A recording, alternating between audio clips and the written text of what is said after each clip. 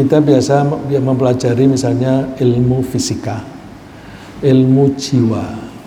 Tetapi kita ketika mempelajari fisika dan ilmu jiwa, kita itu sedang mempelajari gejala.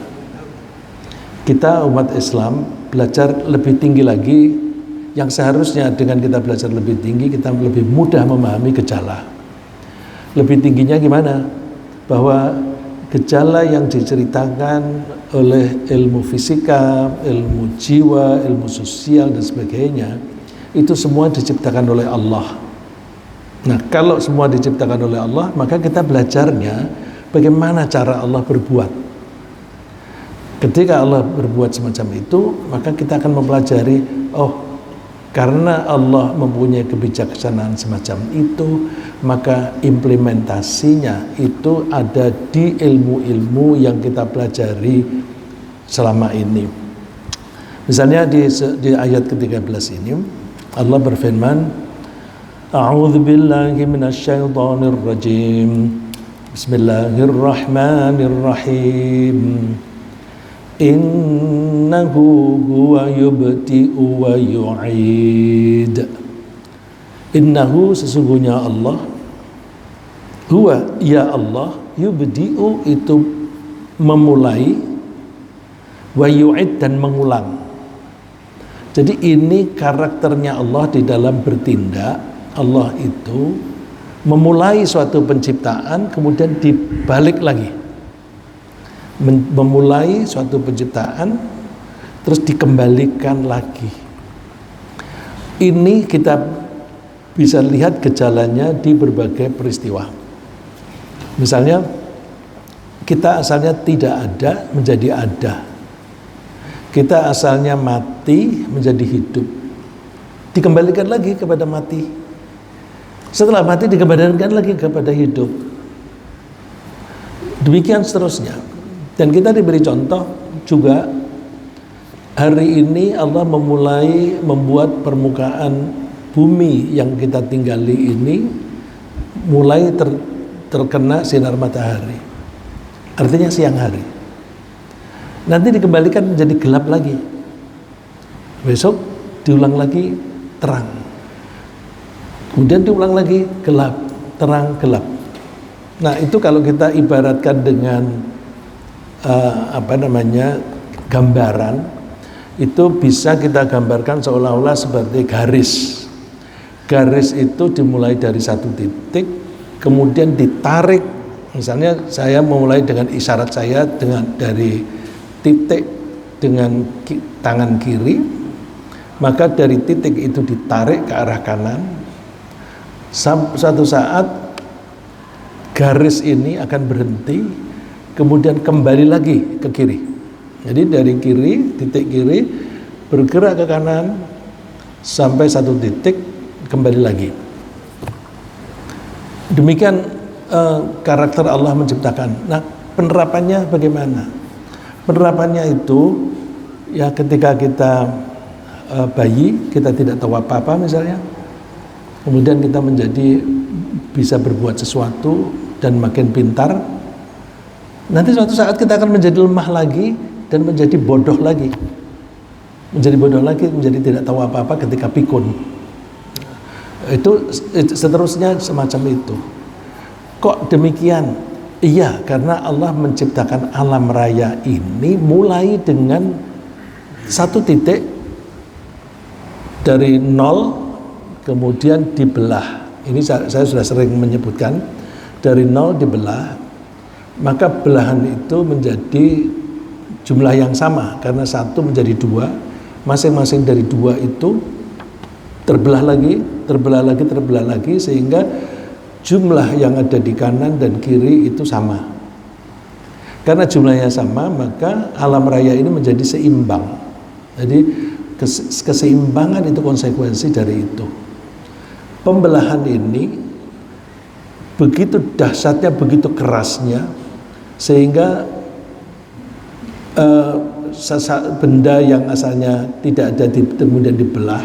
Tempoh hari saya umpamakan pembelahan itu kalau secara matematika ada +1 dan -1. Plus 1 dan minus 1 kalau digabung menjadi 0 lagi ya. Jadi alam raya ini asalnya tidak ada, terbelah menjadi ada, jumlah plus dan minusnya sama. Kalau plusnya 100, minusnya 100. Nanti suatu saat kalau angka-angka yang plus dan minus ini digabung, kembali lagi menjadi 0. Nah, karena pembelahan ini didorong oleh sesuatu yang dahsyat, kita mengumpamakan ledakan. Saya bilang kita itu artinya dari hasil pelajaran kita. Benar atau tidaknya Allah lebih tahu ya, tapi yang kita pelajari ini dimulai dengan Big Bang. Big Bang itu ledakan. Nah, ledakan itu menghasilkan tenaga.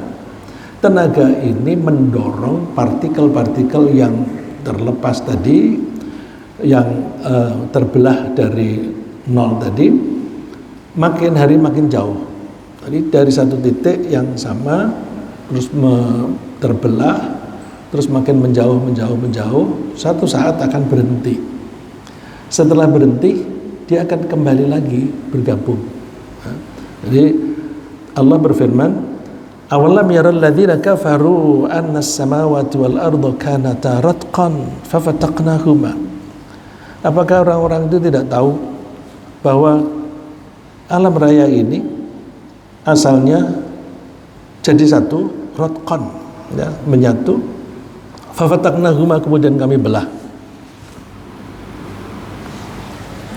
Kami belah, pembelahan tadi yang saya sebut mungkin yang hasil pelajaran kita itu dengan Big Bang. Saya tidak mengatakan bahwa Big Bang mesti benar ya. Cuma belajar kita sampai di situ ya, para ahli belajarnya sampai di situ. Nah, karena sampai di situ kita coba memahaminya dengan itu. Terus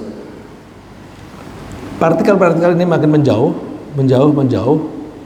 Nanti suatu saat akan digabung kembali wajumi asyamsu wal qamar.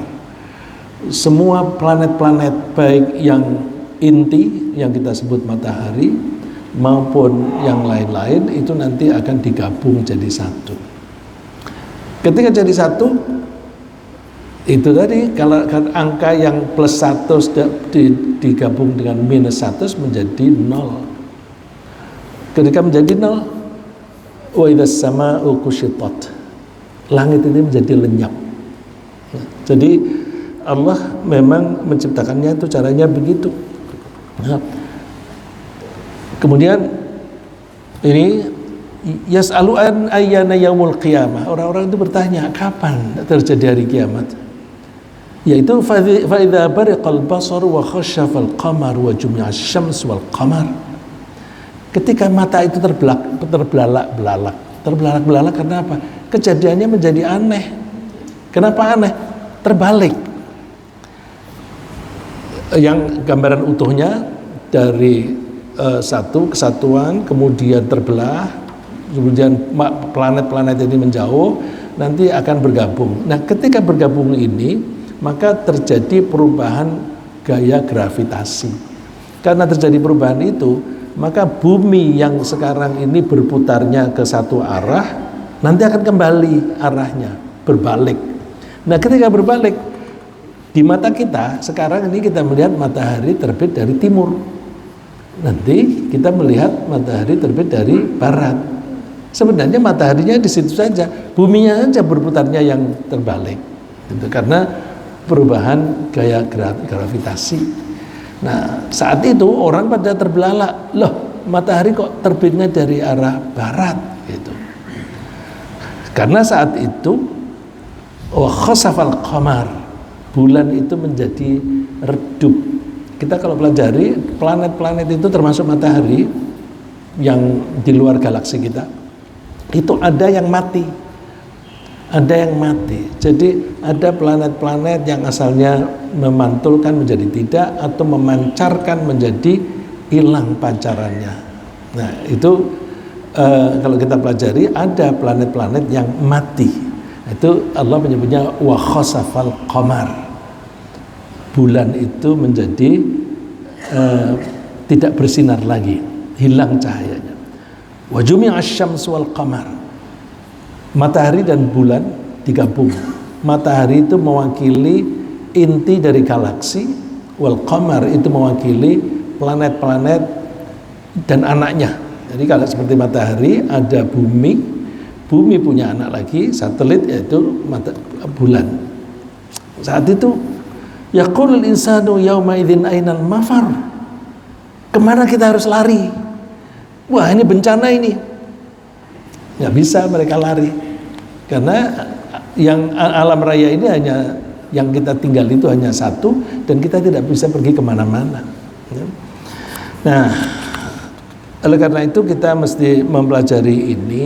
Karakter perbuatan Allah itu selalu begitu, dimulai dari satu titik, kemudian bergerak ke arah titik lain, kemudian kembali. Tadi saya mau membawa garis. Ini bisa juga bukan berupa garis, tapi lingkaran. Jadi Allah menciptakan sesuatu mulai dari titik lingkaran, terus bergerak ke atas, turun lagi, sampai ke titik semula, naik lagi. Nah, dengan ini kita bisa mempelajari ekonomi selalu begitu. Ekonomi itu selalu suatu saat kita akan mengalami boom, pertumbuhannya bagus, tumbuh, makin hari tumbuhnya makin kuat. Tapi nanti sampai satu titik akan terjadi krisis ekonomi. Krisis ekonomi turun lagi sampai ke bottom. Kalau kita bilang bottom, sampai kalau sudah titik paling bawah lalu up. Kita menyebutnya bottom up sampai ke bawah terus naik lagi. Mohon maaf, ini yang ahli ekonomi itu saya kira lebih banyak. Saya ini ngomong hanya pengetahuan saya terbatas. Bisa kalau salah tolong dikoreksi Pak Boyko. Yang jelas kalau itu lingkaran, itu satu titik bergerak naik, terus dia berputar turun sampai ke paling bawah, nanti naik lagi. Artinya apa? Hidup kita ini mengikuti gerakan circle. Circle itu apa itu? Bahasa Indonesianya circle itu apa Pak? Siklus. Hidup ini bersiklus. Kita dulu bodoh, nggak tahu apa-apa, terus kita makin pinter. Satu saat kita itu makin pelupa. Kalau pelupa kita itu makin bodoh. Maka ketika kita ada di atas, jangan sombong. Jangan sombong. Nanti satu titik klimaks, kamu akan mengalami anti klimaks, turun. Nah, yang kita perhatikan gejala-gejala di dunia ini kan orang tidak menyadari itu. Ketika kaya, petentang-petenteng. Ketika pangkatnya tinggi, semua bisa kita atur. Aturan apa? Aturan bisa kita ubah. Itu kan sombong sekali. Mentang-mentang sedang di atas. Kalau orang Jawa bilang adigang, adigung, adiguno. Mumpung di atas itu berbuat semena-mena, lupa bahwa hidup ini circular atau bersiklus. Orang-orang negara-negara yang merasa adidaya, we are the strongest militarily, economically, itu omongan Trump. Omongan Trump itu masih ada rekaman-rekamannya. Masya Allah, orang ini kok persis dengan kaum Ad. Kalau kaum Ad itu kata-katanya, man asyaddu minna quwwah. Siapa yang lebih kuat daripada kita? Man asyaddu minna quwwah. Siapa yang lebih kuat? Trump ngomongnya, sekarang kita ini paling kuat. Siapa yang mau melawan? Lupa atau dia tidak tahu bahwa karakternya penciptaan Allah itu mesti berputar. Dunia itu berputar. Israel yang begitu semena-mena. Ada wartawan yang tanya kepada seseorang menteri pertahanan, batasan negeri Israel itu sampai seberapa? Kalau kita kan ada boundary yang kemudian disetujui bersama. Tapi jawabannya itu as long as our soldiers can reach. Sejauh tentara kita bisa mencapai. Itu kan artinya ekspansi terus-menerus. Memang dia menyerbu ke Palestina, nggak ada yang bisa melawan. Karena dia membuktikan dikeroyok beberapa negara, ada Syria, ada Lebanon, ada Mesir, kalah semua. Bahkan beberapa daerah mereka dicaplok, seperti dataran tinggi Golan dan Lebanon Selatan diambil. Karena seperti itu, lalu dia menyerbu sana. Suatu saat akan mentok. Dia mencoba Iran. Nah ini, tapi karena karakternya memang sombong, ya, kesombongan itu dengan ideologi mereka Zionisme. Nah itu kita tidak tahu apa itu kapok atau tidak, ya, karena karakter mereka memang mengulang-ulang lagi kesombongan itu. Wala ta'lunna 'uluwan kabira. Kalian akan congkak, akan sombong sesombong-sombongnya. Tapi ingat, ketika kamu sombong banget, nanti akan kami datangkan hamba-hamba kami untuk menyerbu kamu jatuh hancur.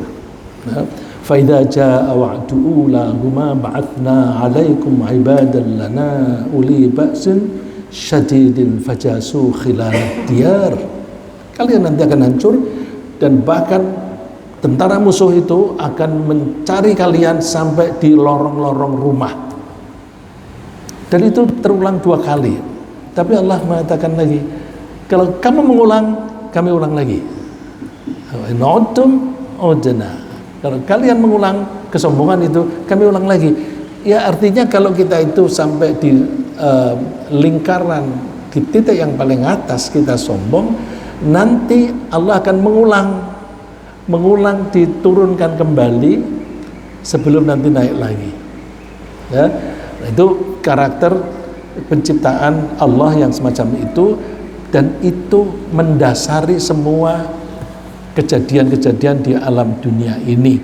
Kita harus memahami dan kita terapkan pada diri kita sendiri. Ini contoh yang di luar kita. Was-samaa'a banaina bi'aidi wa inna lamusi'un.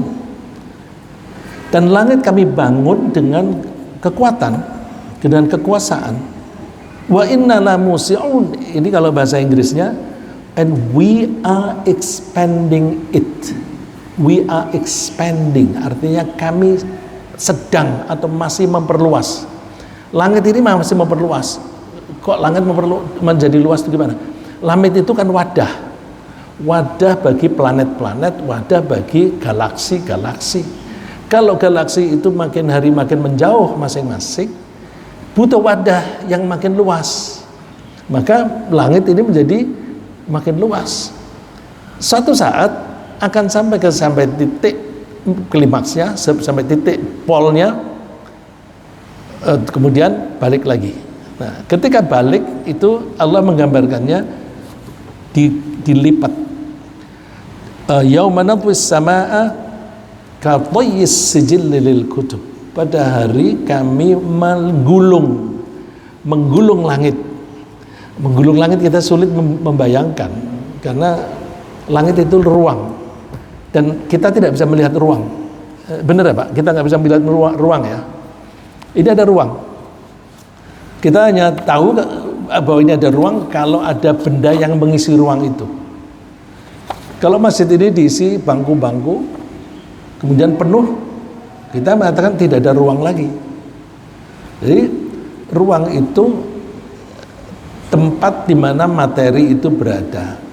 Ketika materinya, planet-planet dan galaksi-galaksi itu makin menjauh, maka langitnya makin luas. Nanti suatu saat akan dilipat, karena planet-planet ini akan bergabung. Allah memberikan umpamaannya, yauma natwis samaa ka tayyis sijilli lil kutub. Pada hari atau masa kami gulung langit itu seperti seperti orang menggulung lembaran kertas digulung. Nah, ini lembaran kertas ini kan sesuatu yang bisa kita lihat. Itu diumpamakan semacam itu untuk memberikan gambaran tentang ruang yang kita tidak bisa melihat. Kama bada'na, nah ini yang sesuai dengan, yang sejalan dengan ayat ke-13. Kama bada'na awwala khalqin nu'idu. Sebagaimana kami memulai. Bada'na di ayat 13, yubdi'u. Abda'a yubdi'u, bada'a yabda'u. Sebagaimana kami mengulangi awal khalqin, pada awal kami menciptakan, nu'idu kami kembalikan. Nah ini kembalikan itu kita pakai bilang kembali itu kan bisa rancu ya. Kalau bahasa Inggris bisa dibedakan. Kembali itu bisa pakai return, bisa pakai reverse. Reverse.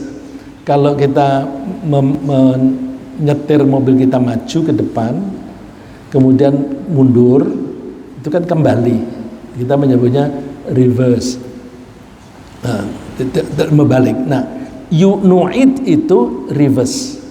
Seperti kami dulu menciptakan sesuatu, kemudian kami kembalikan lagi. Bukan return, ya, bukan return kembali, tetapi mengembalikan. Wa'dan alaina, itu suatu janji bagi kami. Inna kunna fa'ilin, kami pasti melaksanakannya. Ya. Jadi ini harus menjadi pelajaran bagi kita bahwa hidup kita, nasib kita itu sifatnya berputar, membuat lingkaran cyclical, ya, cyclical. Oleh karena itu kita ketika di bawah tidak perlu minder, ketika di atas tidak perlu sombong. Mana lebih baik antara sombong dan minder? Sama jeleknya. Karena ibaratnya kalau satu tangkai begini, ketika kita menilai diri kita berada di satu titik tangkai itu, kalau kita melihat ke atas, kalau kita menjadi minder karena dia lebih kaya, dia lebih pinter, dia lebih berkuasa.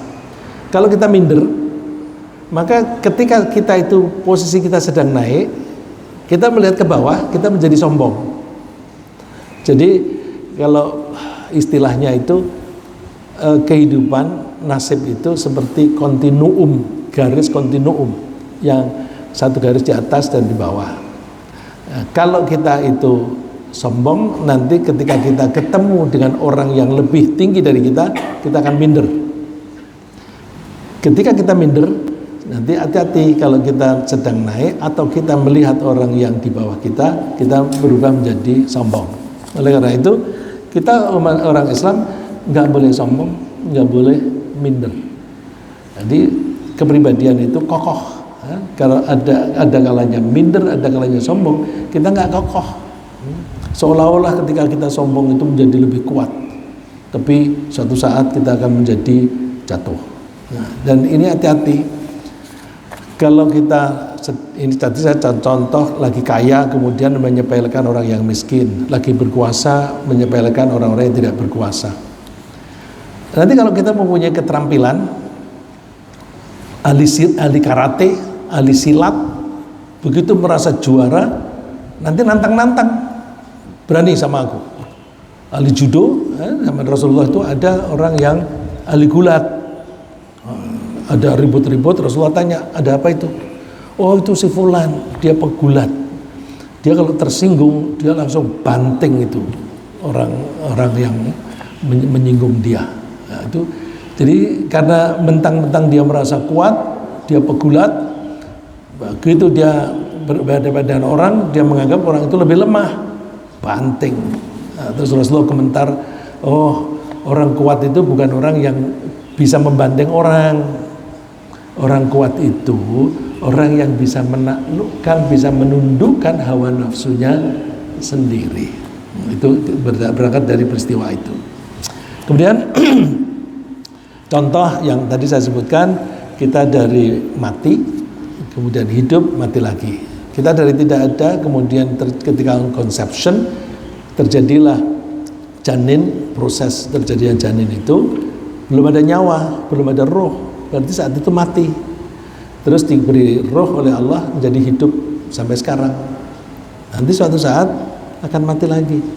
Jadi, kaifa takfuruna billahi wa kuntum amwatan fa ahyaakum? Bagaimana kamu mengingkari Allah? Dulu kan kalian itu mati. Kemudian Allah membuat kamu hidup. Tsumma yumitukum tsumma yuhyikum, nanti pada waktu yang akan datang Allah akan membuat kamu mati lagi dan akan membuat kamu hidup lagi. Nah, ini kan memulai diulang lagi. Tsumma ilaihi turja'un, kemudian kalian itu akan dikembalikan menghadap kepada Allah. Nah, yang perlu kita pelajari bahwa tadi saya mengatakan ketika kita berada di atas jangan sombong, karena nanti kita akan turun. Bukan hanya turun, nanti kita akan dipanggil oleh Allah menghadap apa yang kamu lakukan ketika kamu hidup di dunia. Kita akan diminta pertanggungjawaban. Tsumma ilaihi turja'un, kalian akan dikembalikan menghadap Allah untuk diminta pertanggungjawaban. Ketika dibangkitkan kembali, kalau kita ini tidak mengimani proses kejadian semacam itu, kita akan heran. Untuk kita yang beriman, insya Allah kita bisa memahami. Tapi orang yang tidak beriman tidak bisa memahami. Ketika dibangkitkan kembali, orang-orang kafir itu bertanya, "Fazaquluna may yu'iduna?" Siapa yang bisa menghidupkan kita kembali? Nah, mumpung masih hidup dikasih tahu, "Qul alladzi fatarakum awwala marrah." Nanti kalau kamu sudah mati, kamu akan dibangkitkan kembali oleh yang menciptakan pertama kali. Nah, orang-orang itu sulit percaya. Fasayunghiduna ru'usahum, fasayunghiduna ilaika ru'usahum. Mereka akan geleng-geleng. Geleng-geleng itu kan tanda tidak setuju, tanda tidak percaya, atau tanda ilmunya nggak nyampe. Wa yaquluna matahu, kapan itu? Qul asa ayyakuna qariba, ya barangkali sudah dekat ya. Jadi supaya kita itu bisa berperilaku secara bertanggung jawab, kita mesti menyadari terus-menerus innahu huwa yubdi'u wa yu'id. Suatu saat kita akan dikembalikan kepada Allah, akan diminta pertanggungjawaban. Allah menciptakan kita dan memberi kita kehidupan itu tidak sia-sia, ada tujuannya. Afahasibtum annama khalaqnakum abatha wa antum annakum ilaina la turja'un. Apakah kalian mengira bahwa kami menciptakan kalian itu sia-sia, cuma-cuma, tidak ada tujuan? Ada tujuannya. Wa annakum ilaina la turja'un, dan kalian menyangka bahwa kalian tidak kami minta kembali lagi. Nanti akan kami minta kembali untuk diminta pertanggungjawaban. Nah, oleh karena itu kita mesti memahami bahwa waktu atau umur yang diberikan kepada kita itu sangat berharga, karena waktu sama dengan opportunity. Waktu sama dengan kesempatan. Kesempatan kita memperoleh keuntungan. Kalau kita melihat di depan kita ada kesempatan kita tidak raih, kita itu berarti ya bahasa kasarnya bodoh. Kita jangan sampai bodoh. Kita ditawari kesempatan, maka kita ambil, kita grab, ambil. Kesempatan itu yang utama berkaitan dengan ini adalah waktu. Mumpung kita masih hidup, kita gunakan kesempatan ini untuk dua hal: menghentikan maksiat, karena kita siapapun di antara kita ini sering melakukan perbuatan dosa, kecil maupun besar. Dosa yang kecil, misalnya kita bohong yang kecil-kecilan, atau sombong kecil-kecilan, bercanda tapi dengan cara sombong, itu salah, dosa. Nah, itu mesti kita mohon ampun dan stop, berhenti, enggak lagi melakukan itu. Mumpung aku masih hidup. Yang kedua, kita lakukan kegiatan-kegiatan yang bisa menambah pahala bagi kita, karena tambahnya, akumulasinya pahala itu bisa kita sodorkan kepada Allah untuk mohon supaya kita dijauhkan dari neraka dan mendapatkan surga.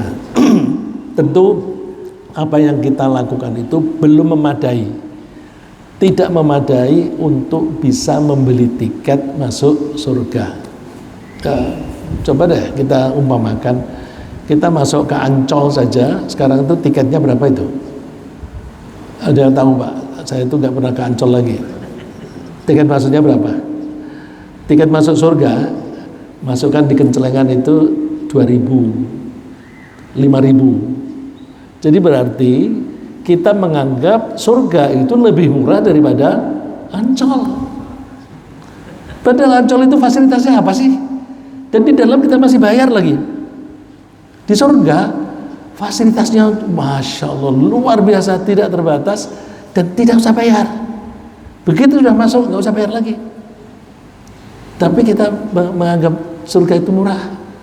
Jadi kalau sedekah 5.000, 10.000, 5.000. Tapi mohon maaf ya, saya tidak menganggap 10.000 itu kecil. 10.000 itu kecil bagi kita yang duitnya banyak. Duitnya ratusan juta, sumbangannya atau sedekahnya 10.000, 5.000. Nah itu kecil. Tapi bagi orang yang duitnya hanya 100.000, dia sedekah 10.000 itu sudah banyak, ya. Jadi saya ngomong tadi secara umum dengan asumsi bahwa duit kita ini banyak, ya, duit kita ini banyak. Untuk orang-orang syuhada ini kan umumnya duitnya banyak, ya. Jadi kita jangan menganggap surga itu murah, ya. Kalau kita saya tidak bandingkan dengan nonton bioskop ya, tapi Ancol lah. Karena masuk ke Ancol, di dalamnya kita bisa menikmati fasilitas-fasilitas yang ada di sana. Kalau kita masuk surga, di dalam surga ada fasilitas-fasilitas yang kita nikmati. Fasilitas di surga jauh lebih banyak daripada Ancol. Di Ancol kalau kita mau menikmati sesuatu, kita bayar. Mau makan, bayar. Dengan harga yang lebih mahal daripada yang di luar.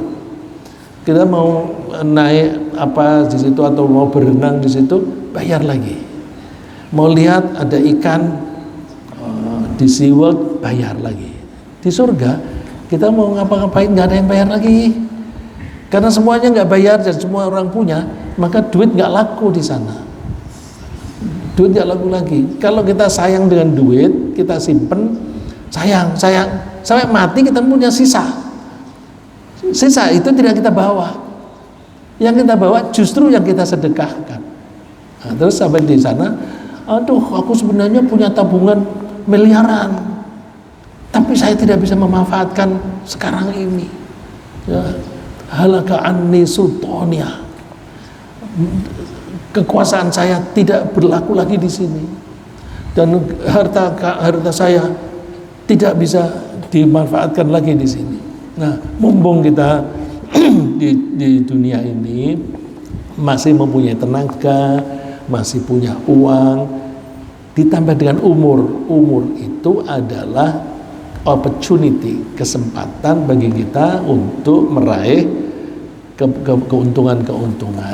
Oleh karena itu kita mesti selalu ingat bahwa Allah itu suatu saat akan menarik kita kembali dengan pertanggungjawaban. Wattaqu yawman turja'una fihi ilallah. Bertakwalah kamu dan hati-hatilah kamu menghadapi suatu hari di mana kamu akan dikembalikan kepada Allah. Tsumma tuwaffa kullu nafsin ma kasabat. Kemudian setiap orang akan memperoleh secara penuh hasil dari apapun yang dia lakukan. Wa hum la yudlamun. Mereka tidak dizalimi, tidak dikurangi sedikit pun. Nah, jadi kita jangan pelit-pelit di dalam melakukan kebaikan, karena kalau kita pelit dalam melakukan kebaikan, termasuk pelit dalam sedekah, sebenarnya kita pelit terhadap diri kita sendiri. Saya kira sementara demikian, mudah-mudahan satu ayat ini membuat kita makin menyadari dan kita ingat-ingat dunia atau nasib kita di dunia ini itu sifatnya cyclical, itu akan bergiliran dan akan berputar terus. Oleh karena itu kita jangan pernah sombong, jangan pernah semena-mena.